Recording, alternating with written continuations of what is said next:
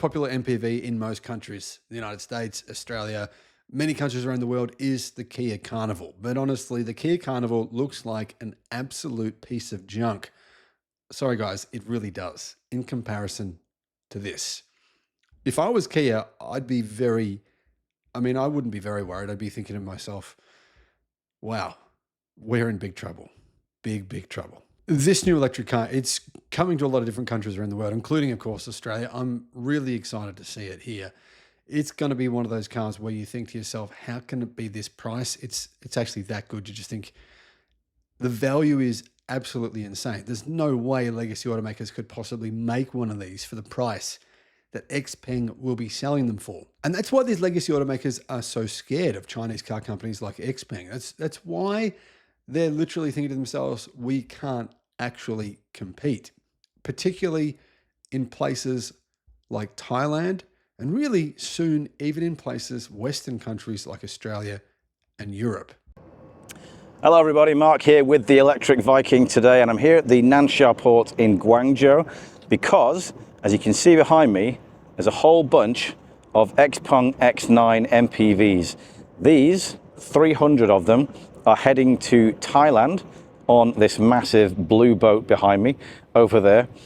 This is Xpeng's 255th overseas export of cars. They started back in 2020 with the Xpeng G3, and they've since expanded into 30 plus markets around the world. By the end of 2025, they'll be in 60 markets around the world. Obviously, you guys have just started to get these in Australia now as well. Very exclusive event here in Newcastle. Saturday the 15th of March from 3 to 5 p.m. I'll be speaking here with just a couple of other speakers. Very small event. So you can meet me in person. You can actually have a look at my EV as well, the Xpeng G6. Test that out.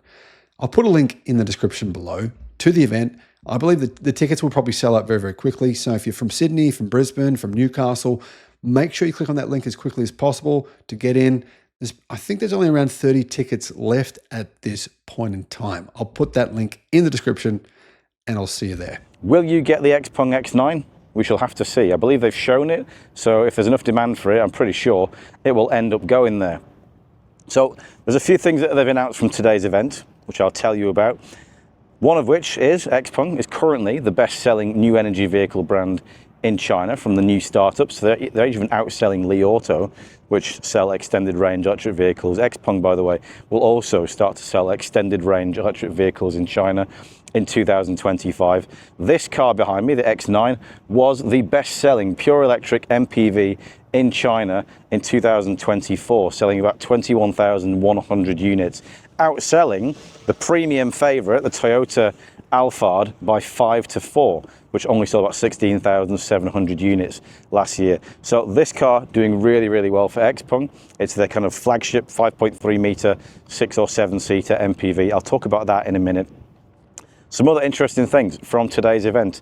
The supercharger network. In China, Xpeng has their own supercharger network. They're expanding that into international markets starting in the first half of this year. So they're going to be in Hong Kong first and Bangkok in the first half, and then they're also confirmed to expand into Europe and Australia as well. No timing on that, so we're not entirely sure when, but it is going to be coming to Hong Kong, to Europe and Australia as well in the future, and across Asia. What else? They've also, Xpeng last year developed their own super chip. So currently, these cars use twin NVIDIA Orin X chips. Xpeng developed their own chip, which is more powerful than that. That's a 254 tops chip, the NVIDIA Orin X. So there's 508 tops in these cars here.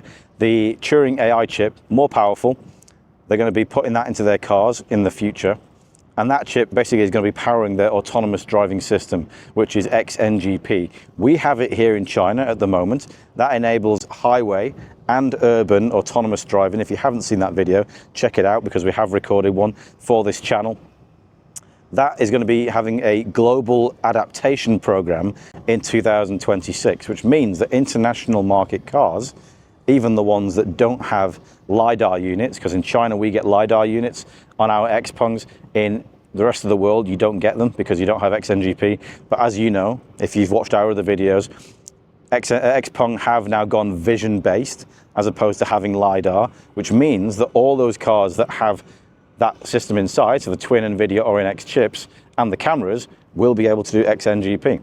So if they get in future models that come equipped with the Turing AI chip, will be able to do XNGP in international markets as well. That's big news because it's a big thing to have that a global rival, let's say, to FSD, which of course isn't in every market abroad, but is in many.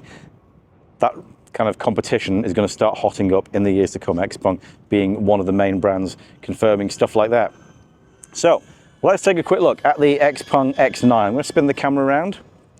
There we go. Here it is, a 5.2 to 5.3 meter long MPV with 3 rows inside. You see, it's a super edgy design, this. Quite bulky and sharp at the rear, and also quite sharp at the front. I can show you the front of this one here. Very edgy design. That black unit down there is where the LiDARs would be on the local market models. International markets don't get that. 18 or 20 inch alloys, I believe, on this. These are the 20 inch alloys.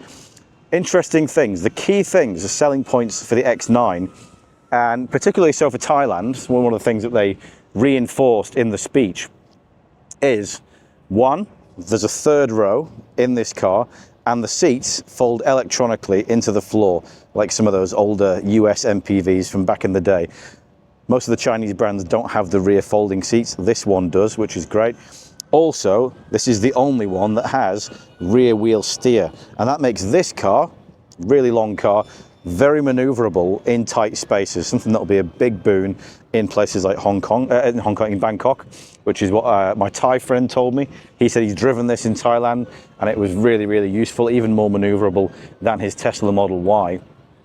So the rear wheel steering, I've said that is one thing that makes this MPV worth buying over any other in my videos on my channel. I think that's going to be a really big seller for this. So let me show you a few of the things inside, and I can only show you through the window because these are actually customer cars. Every single one of these has already been bought by a Thai customer. So you can see inside there, it's right-hand drive. You've got a 15.6 inch screen in the middle. That runs the Xpeng XOS operating system. That, by the way, Xpeng is the fastest updating operating system in international markets. So they've done more OTAs on their cars than any other Chinese brand. That's a useful thing for you. As you can see, we've got a black interior on this one. You've got real wood there on the dashboard, that kind of grey strip along here. You've got twin 50-watt wireless chargers. And then check out the back up there. We have a 17-inch screen in the roof that folds down to give entertainment to the rear passengers. You also, in this center console here, get a fridge. So you can get a fridge that also heats things up as well. Got a remote control there for your screen. That's currently on the phone holder. And you've also got a fragrance pot. So you can see there's a kind of gold, rose gold details down there in that space under the dashboard. That is for the fragrance to make the car smell nice. You've got USB-A and USB-C sockets down there as well. Twin cup holders and twin sunroofs as well. So you've also got one sunroof at the front and another larger one at the back, both with sun blinds as well. So this really is a super luxurious MPV. And as I said, I think this is my personal favorite. I think this is the best, not only the best MPV in China, actually probably the best MPV full stop, to be honest with you. Full size MPV with 3 rows in it. It's the best value. It's more affordable than a lot of the other ones on the Chinese market, but it's got the rear wheel steering and it's such a boon to have that. You don't realize it until you drive it. So these ones are all currently assembled in an X shape. You can't see it from the angle that we're at, but if a drone flies up above our head, there's one currently whizzing past, you'll be able to see that. Maybe I'll put some B-roll over the top. But there you go. Xpeng shipping more and more cars abroad, really starting to do quite well now in Europe, in Norway, in Denmark, in Sweden, in France, and Germany. They've been winning awards in international markets. They've just launched in the UK, just launched in Australia. They're currently doing very, very well in both of those, I think. So the prospects are looking pretty good for these guys. They've turned it around at the end of last year with some really, really strong sales. The end of 2024, the Xpeng P7 Plus and the Mona M03 both doing very, very well. at least one, if not both of those cars may start to make it abroad as well in 2025. So we'll look forward to seeing that as we go along. Really big deal, these, I think. There's going to be a massive, super hot market in Thailand. A lot of electric MPVs going there from these Chinese brands. It's going to be interesting to see how well this one does. But as I said, sales have started very, very well. 300 sales at least. Actually more than that in total, but the first 300 are on their way.